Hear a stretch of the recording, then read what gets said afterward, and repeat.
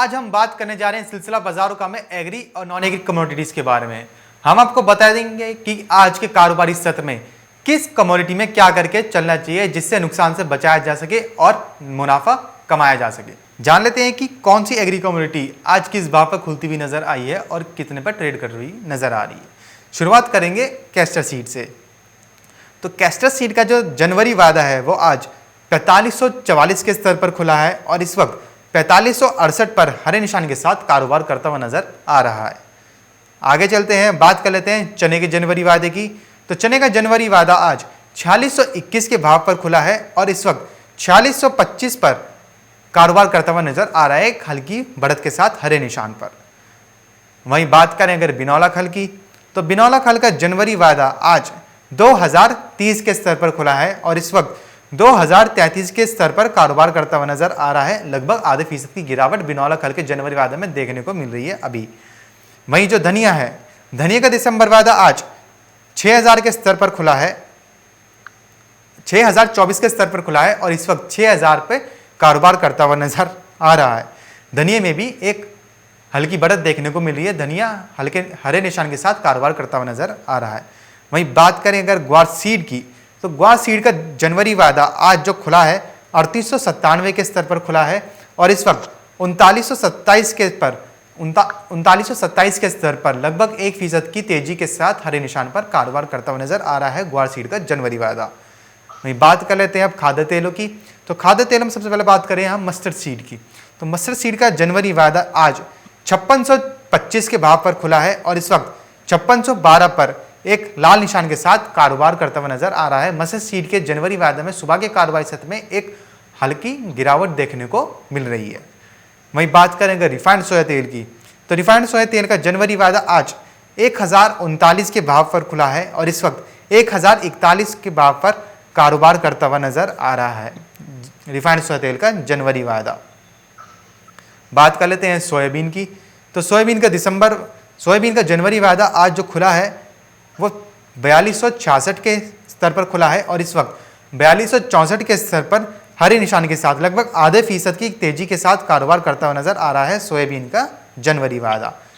वहीं देखा कि हमने रिफाइंड सोया तेल में भी तेजी देखने को मिल रही है। रिफाइंड सोया तेल अभी भी हरे निशान के साथ कारोबार करता हुआ नजर आ रहा है।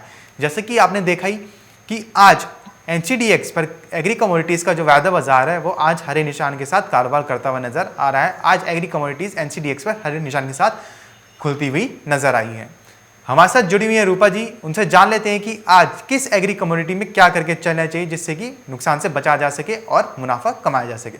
रूपा जी, जैसे कि आज हमने देखा कि एग्री कमोडिटीज सारी की सारी हरे निशान के साथ कारोबार करती हुई नजर आ रही है, तो आज के लिए एग्री कमोडिटीज में क्या करके चलना चाहिए? अगर बात करें सबसे पहले खाद्य तेलों की।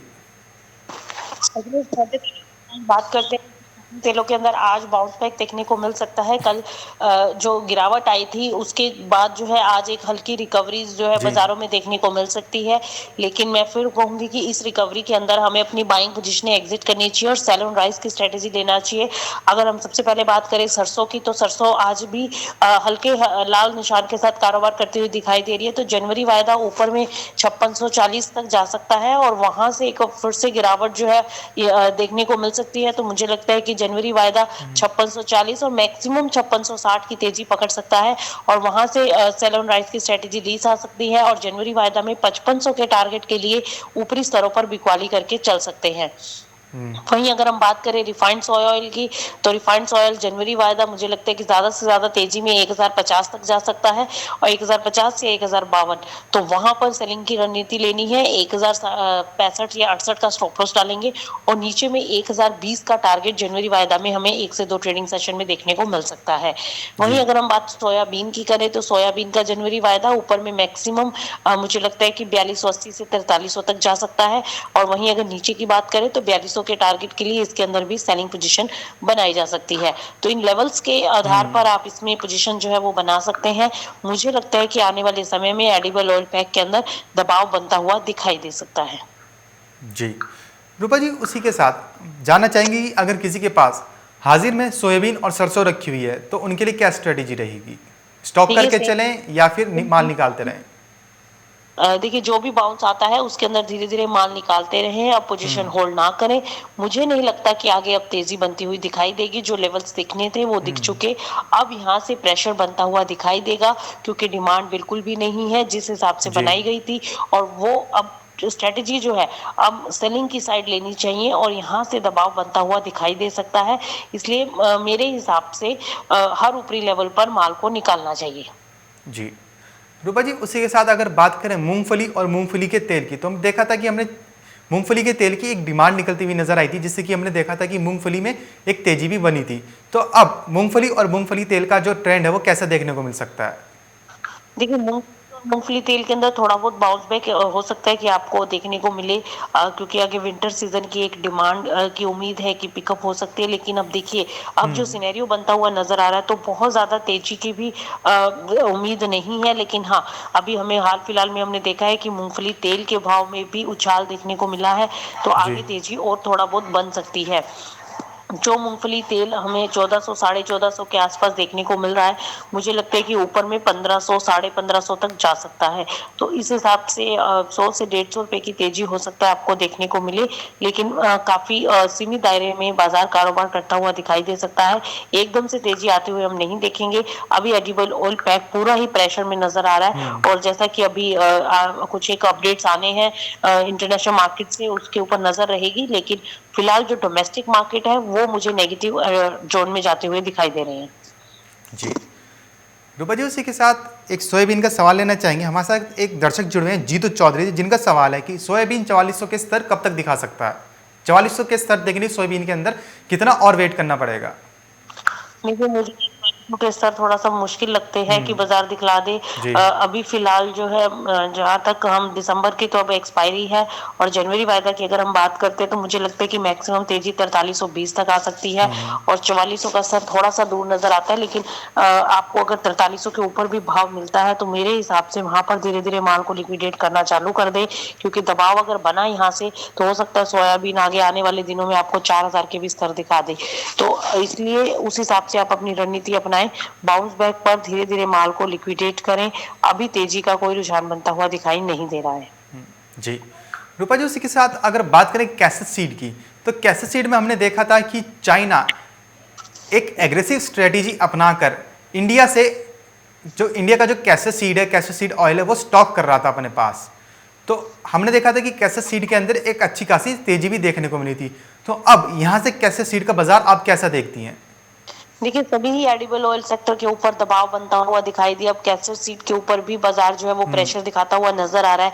एक डिमांड जो है वो जरूर खबरें निकल कर आई थी कि चाइना की तरफ से ह्यूज जी। बाइंग की जा रही है, इस वजह से कैसेट को सपोर्ट मिलता हुआ दिखाई दे रहा है। लेकिन अब वो डिमांड भी काफी हद तक ईज ऑफ होती दिखाई दे रही है, जिसकी वजह से दबाव बनता हुआ दिखाई दे रहा है। तो अभी एक जो मार्केट का रिएक्शन है वो डाउन साइड का है, और कैस्टर भी अब मुझे लगता है कि एक बार नीचे में 4480 तक लुढ़क सकता है। जनवरी वायदा यहाँ से 100 रुपए की गिरावट जो है, 80 से 100 रुपए की गिरावट अभी और देखने को मिल सकती है।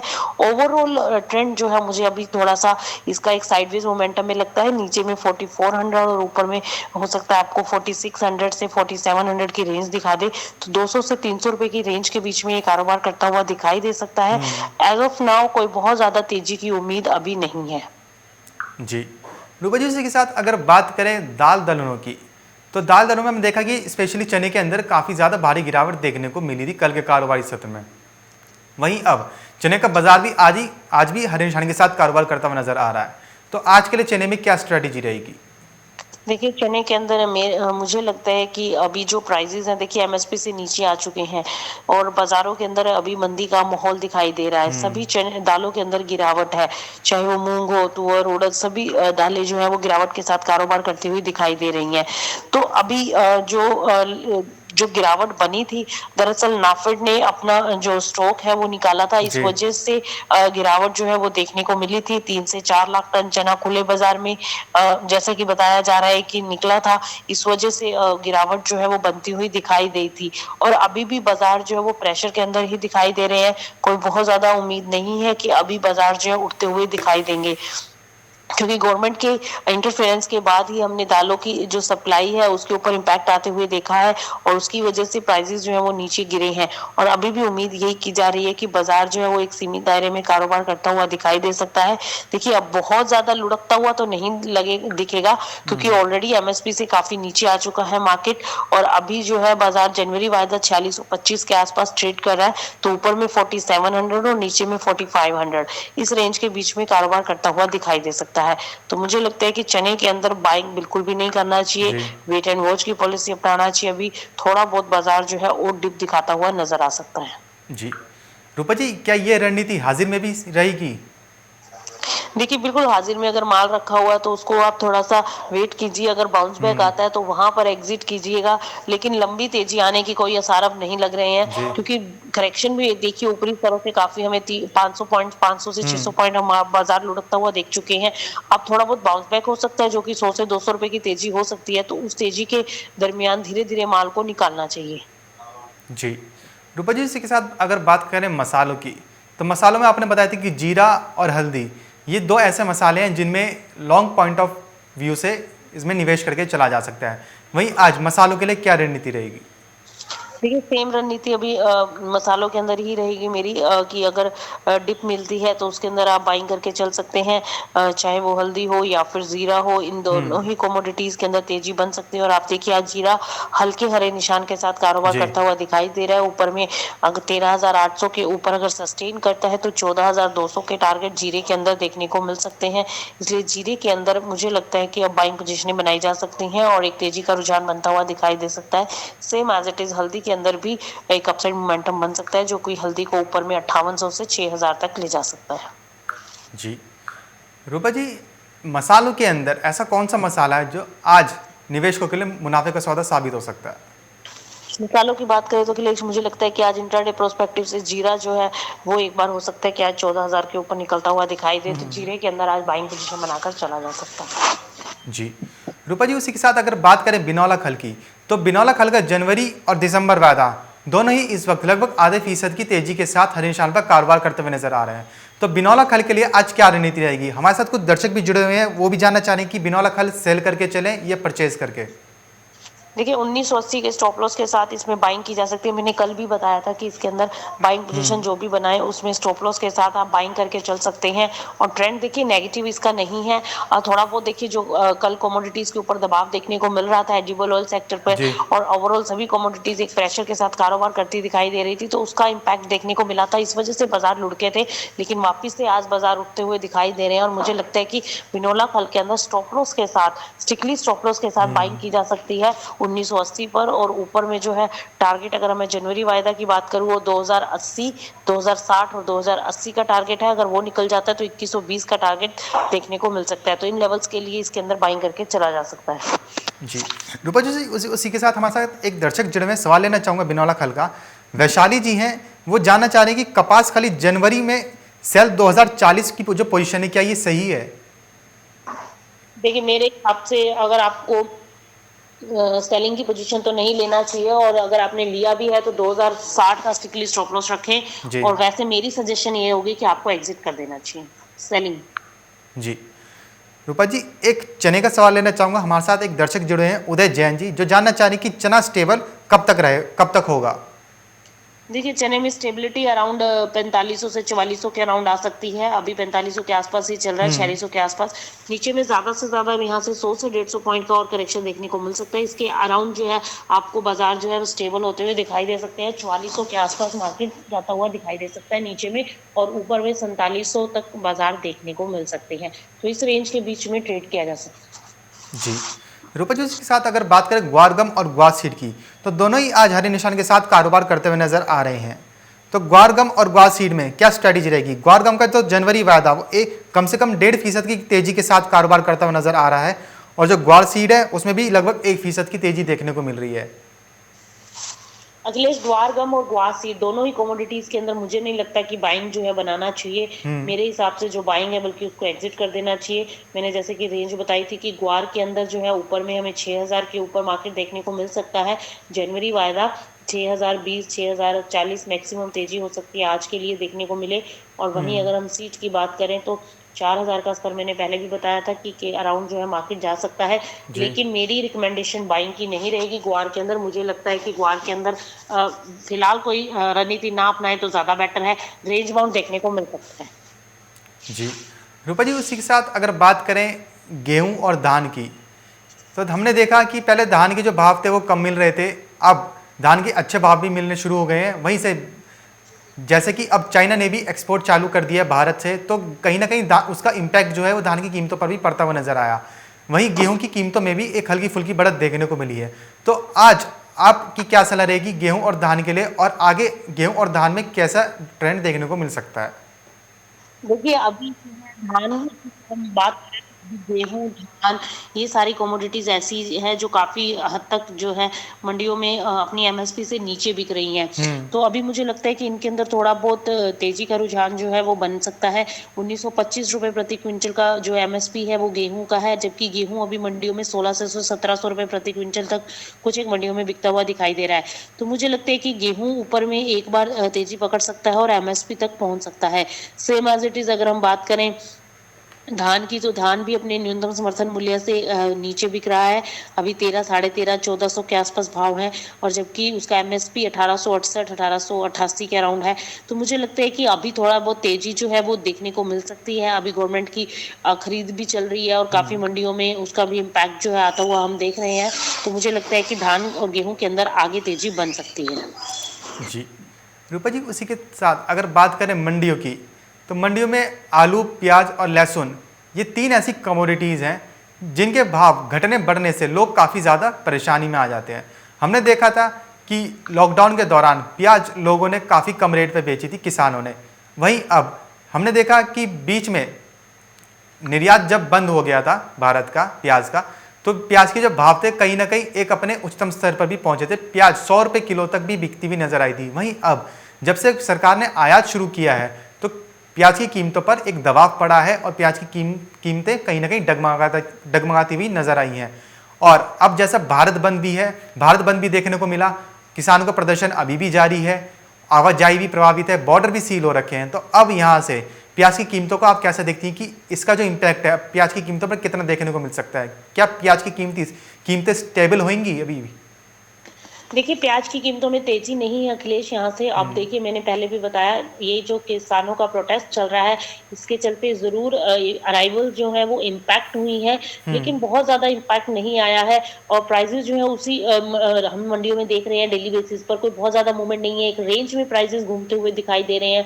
नासिक मंडी की बात करूं मैं तो ऊपर जी। में मैक्सिमम जो है वो तेजी देखने को मिली थी। 3800 रुपए के आसपास प्याज देखने को मिल रहा है प्रति क्विंटल। तो मुझे लगता है कि बहुत ज्यादा कोई इम्पैक्ट नहीं है प्राइस के अंदर, और बाजार इसी गिरेंगे नहीं, लेकिन हाँ बाजार इसी रेंज के बीच में ट्रेड करते हुए दिखाई दे सकते हैं, चाहे वो आलू हो, प्याज हो, लहसुन हो। जी। क्योंकि अभी जो है मंडियों में माल नहीं पहुंच रहा है, इस वजह से रिटेल में जो प्राइसेस जो है वो अपने एक रेंज के अंदर ट्रेड करते हुए दिखाई दे रहे हैं, या फिर थोड़ा बहुत बूस्टअप देखने को मिल सकता है। लेकिन ये जो इम्पैक्ट है वो शॉर्ट टर्म है, कोई बहुत ज्यादा इसके ऊपर इम्पैक्ट नहीं आएगा। और आने वाले टाइम में मुझे लगता है कि आलू, प्याज, लहसुन इन सब की कीमतों के ऊपर एक दबाव बनता हुआ दिखाई दे सकता है। मेरे हिसाब से जो भी बाउंस आता है उसमें धीरे धीरे माल को लिक्विडेट कर देना चाहिए। जी, बहुत बहुत शुक्रिया रूपा जी हमारे साथ जुड़ने के लिए और जानकारी हमारे साथ साझा करने के लिए। तो जैसे कि रूपा जी ने बताया कि आलू, प्याज और लहसुन में जो भी ऊपरी स्तर मिले उस पर बिकवाली करके ही चला जा सकता है, क्योंकि अब इनमें इनकी कीमतों में आगे अभी और ज़्यादा तेजी का रुझान देखने को नहीं मिल रहा है। और वहाँ पे उन्होंने ये भी बताया कि खाद्य तेलों के अंदर, जैसे कि खाद्य तेलों में चाहे सोयाबीन हो, रिफाइंड सोया तेल हो, या फिर मस्टर्ड सीड हो जैसे कि सरसों, तो इनमें अभी बाइंग पोजीशन से बचना चाहिए और ऊपरी स्तर पर बिकवाली करके चलना चाहिए, क्योंकि ऊपरी स्तरों पर इस पर बिकवाली करने से आप मुनाफा कमा सकते हैं। वहीं उन्होंने ये भी बताया कि जो कैसर सीड था, कैसर सीड की एक डिमांड निकल के सामने आई थी जब चाइना से इसकी भारत का जो चाइना स्टॉक करना चालू कर रहा था, लेकिन जो बाकी खाद्य तेल है उनकी कीमतों पर दबाव पड़ने से कहीं ना कहीं कैसर के भी ऊपर दबाव पड़ता हुआ नजर आया, और चाइना की भी जो डिमांड थी वो भी अब इतनी देखने को नहीं मिल रही है। तो फिलहाल सिलसिला बाजारों का मैं बस इतना ही, कहीं जाएगा नहीं, क्योंकि खबरों का सिलसिला यूं ही बना रहेगा मार्केट टाइम्स टीवी पर।